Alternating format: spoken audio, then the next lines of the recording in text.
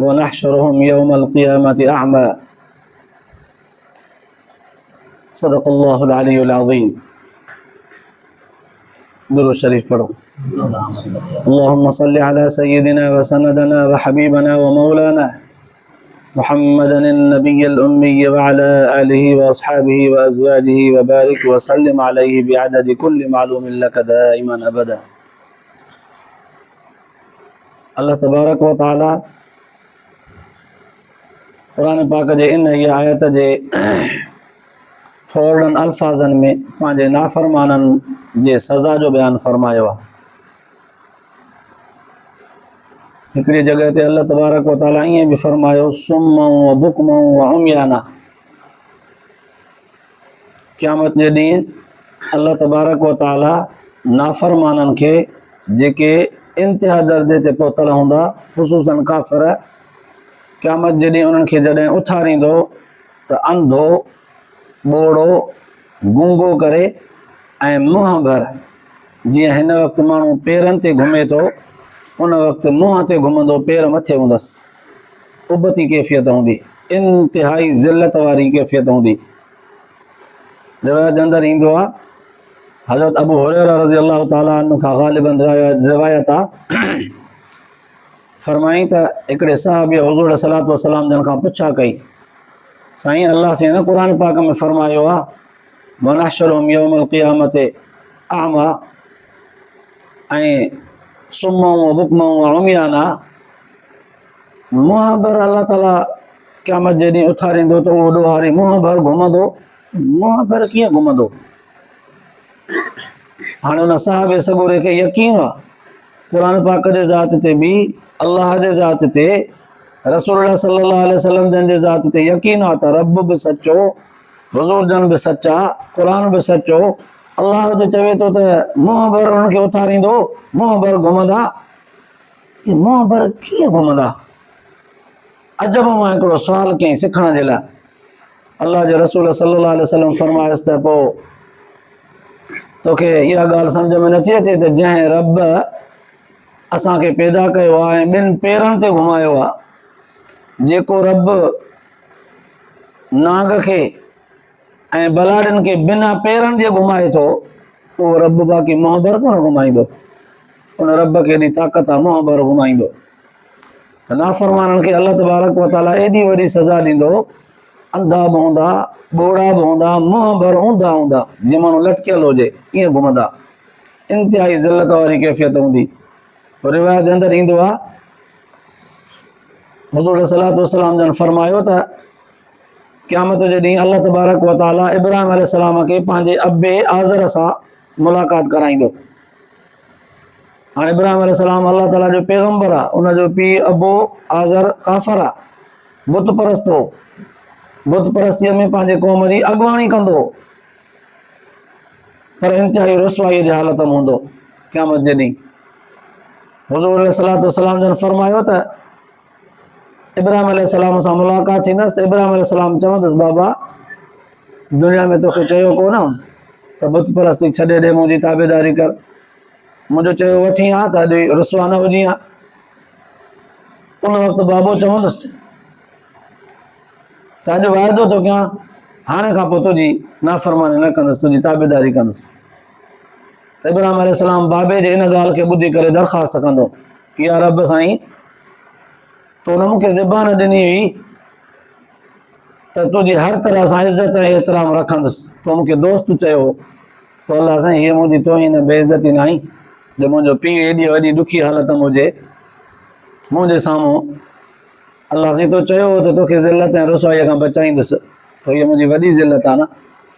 अल्लाह ताला फरमाईंदुसि उन वक़्तु बि पंहिंजे पैगम्बर खे त मां मुनकिरनि ऐं काफ़िरनि जे लाइ जन्नत हराम करे छॾी आहे, उनजे लाइ जहन्नम वाजिब आहे, इहो मुंहिंजो फ़ैसिलो आहे अटल।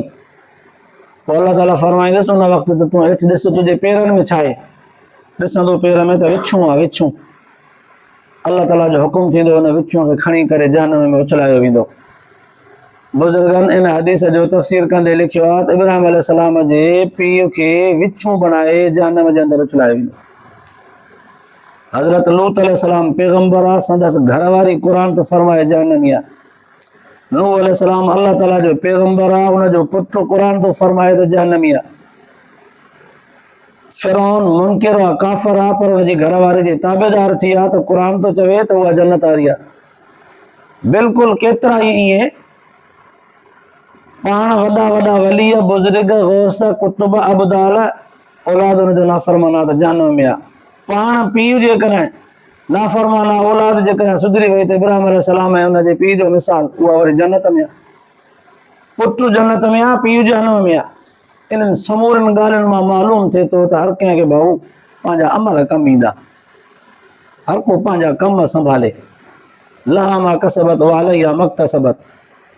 अल्लाह साईं कंहिं हिकिड़े जे नेक हुजण जे करे उनजे औलाद खे छॾे ॾे, इहो उन वटि सिफ़ारिश जो उसूल ई कोन्हे।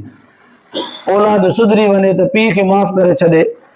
रब एॾो महिरबान आहे, पीउ जी तरबियत सुठी हूंदी ऐं औलाद सुधरी वई त अल्लाह ताला औलाद जे नेक अमलनि जे करे उनखे मोमिन मुस्लमान हूंदो त माफ़ कंदो।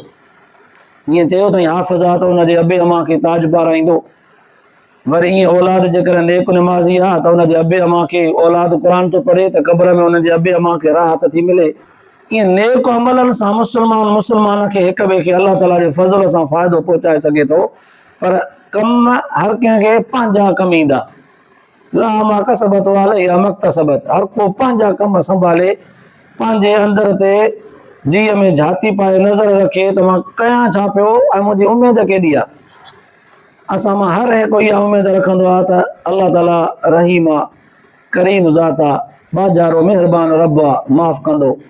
मञींदा ईअं आहियूं त रब करीम आहे, पर वरी गुनाह बि कंदा आहियूं। रब खे करीम मञूं त गुनाह बि त छॾियूं न, उबतूं ॻाल्हियूं। चवंदा आहियूं त हुज़ूर सल्लल्लाहु अलैहि वसल्लम जन रहमतुल लिल आलमीन आहिनि, वरी उनजी सुन्नत जी पैरवी कोन कंदा आहियूं। चवंदा आहियूं त हुज़ूर सल्लल्लाहु अलैहि वसल्लम जन असांजे लाइ सिफ़ारिश जे लाइ काफ़ी आहिनि, ॾोहरनि जे लाइ ख़ुसूसी सिफ़ारिश आहे हुज़ूर जन जी। हुज़ूर सल्लल्लाहु अलैहि वसल्लम जन पाण फरमायो आहे, पर हुज़ूर जी ताबेदारी वरी कोन कंदा आहियूं। चवंदा आहियूं ज़ुबान सां त असां मुस्लमान आहियूं, पर इस्लाम खे पसंदि कोन कंदा आहियूं। चवंदा आहियूं त असां पाण शरीफ़ आहियूं, पर शराफ़त वारी ज़िंदगी वरी असां में कोन हूंदी आहे। असांजी ज़ुबान ऐं असांजा अमल मुख़्तलिफ़ आहिनि। पोइ क़ुरान पाक जे हिन आयतुनि ऐं अहादीस मुबारका खे ॾिसूं था त इहा ॻाल्हि सम्झ में थी अचे त नाफ़रमाननि जे लाइ अल्लाह ताला सज़ा जो ज़िक्र कयो आहे, उनखे सज़ा ॾींदो। पोइ असां में बि त उन्हनि वारा ई करतूत लभनि था। हो रुगो काफ़िर हुआ नाले में, असां रुगो नाले में मुस्लमान आहियूं, बाक़ी करतूत त उन्हनि जा असांजा हिकु जहिड़ा आहिनि। औलाद अबे अमा जो नाफ़रमान आहे, जे किथे औलाद कुझु चङो आहे त अबे अमा जो हाल ई कोन्हे। किथे नमाज़ सफ़ा असां में कोन्हे, रोज़ो कोन्हे, को तिलावत कान्हे, इस्तिग़फ़ार कोन्हे, ज़ुबान जी सचाई कोन्हे, वाइदे जी वफ़ा कोन्हे, का कूड़ ॻाल्हाइणो आहे, गिला आणो आहे। इहे साॻियूं ॻाल्हियूं काफ़िरनि बुछड़नि वारियूं त असां में बि आहिनि, रुगो हू नाले में काफ़िर आहे, असां नाले में मुस्लमान आहियूं। त पोइ इहा आयतूं यार सबक़ हुजनि असांखे मुस्लमान भाइरो, इहे सबक़ हुजनि त ईअं न हुजे त तव्हां रुगो नाले इस्लाम जे ते बसि बीठा हुजो ऐं बाक़ी तव्हांजी हड़ हली वञे। क़यामत जे ॾींहुं जंहिं महिल सज़ा मिलेव त पोइ काफ़िरनि सां गॾोगॾु तव्हांखे सज़ा मिले, पोइ काफ़िर मथां तव्हांखे ॾिसी खिलूं कनि, मथां तव्हांखे चवनि त तव्हां त दुनिया में चवंदा आहियो त असां नेक आहियूं, मुस्लमान आहियूं, असां जन्नत वेंदासीं, पोइ हिते असां सां गॾु बीठा आहियो, हिन महिल जहन्नम में सड़ो पिया, छा कंदा। अल्लाह ताला इहे कैफ़ियतूं क़ुरान पाक जे ज़रिए, हदीस पाक जे ज़रिए एडवांस अॻुवाट ॿुधाए छॾियूं आहिनि त मतां उते रुसवाई थिएव। पोइ चओ त अल्लाह साईं असांसां नाइंसाफ़ी थी, असां नाइंसाफ़ी कंहिंसां कोन कंदा आहियूं। वमा रब्बुक बिज़ल्लामिल लिल आबीद। अल्लाह साईं फरमायो मां पंहिंजे बाननि मां कंहिं ते बि नाइंसाफ़ी ऐं ज़ुल्म जी नज़र कोन रखंदो आहियां। सभिनी खे बख़्शिश करणो ऐं माफ़ करणो थो चाहियां त तव्हां पंहिंजा अमल करे अचो, ओड़ा अमल करे अचो, ओड़ा कम करे अचो, मूंखां माफ़ी वठी पंहिंजो पाण खे साफ़ सुथरो बनाए अचो। त पोइ सच पचो अल्लाह ताला जा ई तव्हां असांखे मिलियल ई मौक़िया आहिनि। ज़िंदगी में वरी वरी रमज़ान ईंदो आहे, ज़िंदगी में वरी वरी अल्लाह तबारक व तआला तव्हां असांखे मौक़ो ॾींदो आहे। पोइ बि असां पंहिंजो मौक़ो जेकॾहिं विञायोसीं त पोइ सच पचो असां जहिड़ो बेवकूफ़ को दुनिया में न हूंदो। अल्लाह ताला तव्हां असांखे माफ़ फरमाए, इन मौक़े मां फ़ाइदो वठण जी असांखे हिमत ऐं तौफ़ीक़ अता फरमाए, आख़िरत जे लाइ निजात जो ज़रियो बनाए। आख़िर दावाना अल्हम्दुलिल्लाह।